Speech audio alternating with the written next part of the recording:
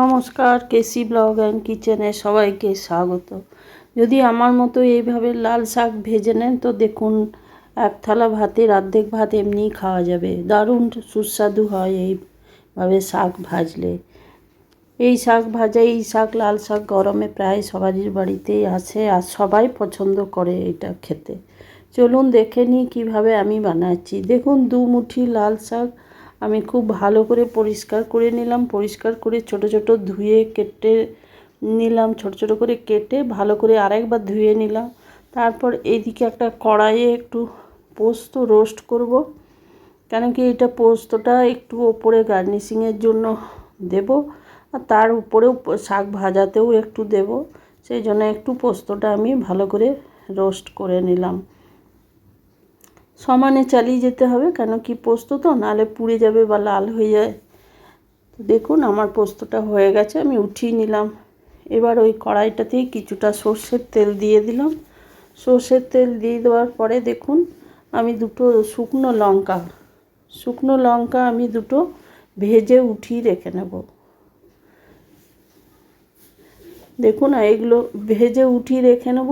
আর একটা দিয়ে দেবো আমি শাক ভাজাতে, আর দুটো আমি গার্নিশিংয়ের জন্য রাখবো। তারপরে দেখুন 4টে বড়িগুলো আমি একটু বেশ লাল করে ভেজে নেব।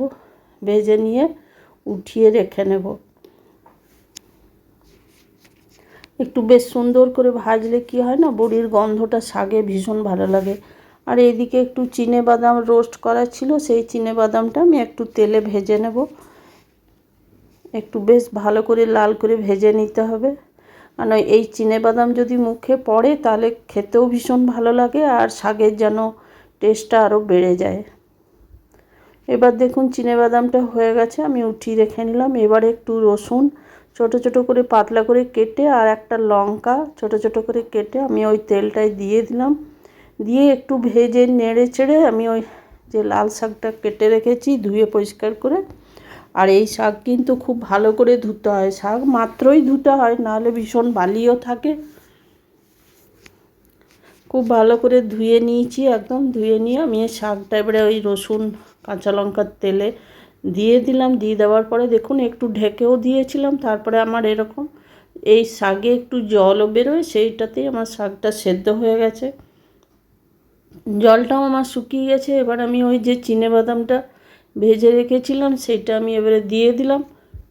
দেখুন দুটো বড়ি আমি এটাতে ক্রাশ করে দিয়ে দিলাম, আর একটা লঙ্কা, সে শুকনো লঙ্কা আমি ভেজে রেখেছি সেইটা আমি দিয়ে দিলাম। আর একটুখানি পোস্ত আমি দিয়ে দিলাম এটাতে, আর একটু আমি রেখে দিলাম ওপরে গার্নিশ করার জন্য।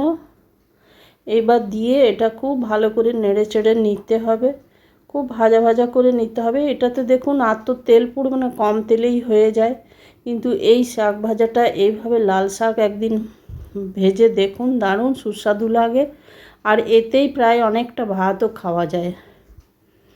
একটু একটু যে জল আছে সেইটা দেখুন আমি মিডিয়াম টু লো করে রেখেছি, কেন কি শাক তো বেশি হাই করে দিলে কিন্তু এটা পুড়ে যাওয়ার সম্ভাবনা থাকে। সেই জন্য একটু লো টু মিডিয়াম ফ্লেমে আমি এটাকে জলটা শুকিয়ে নেব। দেখুন একবার করে মাঝে মাঝে নেড়ে দিতে হবে। আর এইগুলো যেগুলো আমি দিয়েছি সেগুলো তো ভাজাই ছিল, আর শাকের সঙ্গে খুব ভালোভাবে এটা মিশে যাবে।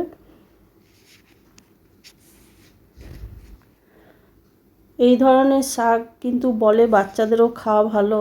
লাল শাক তো খুবই উপকারী, আর গরমে তো 5 রকম শাক সব বাড়িতে আসেই। নোটে শাক বলুন, লাল শাক বলুন, সব ধরনের শাকই আসে।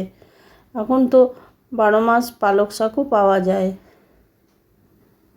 দেখুন এটা ভালো করে নেড়ে চেড়ে নিলাম, নেড়ে চেড়ে নিয়ে আমি একটা প্লেটে সার্ভ করে দিলাম, আর ওপরে ওগুলো গার্নিশ করে দিলাম আমি।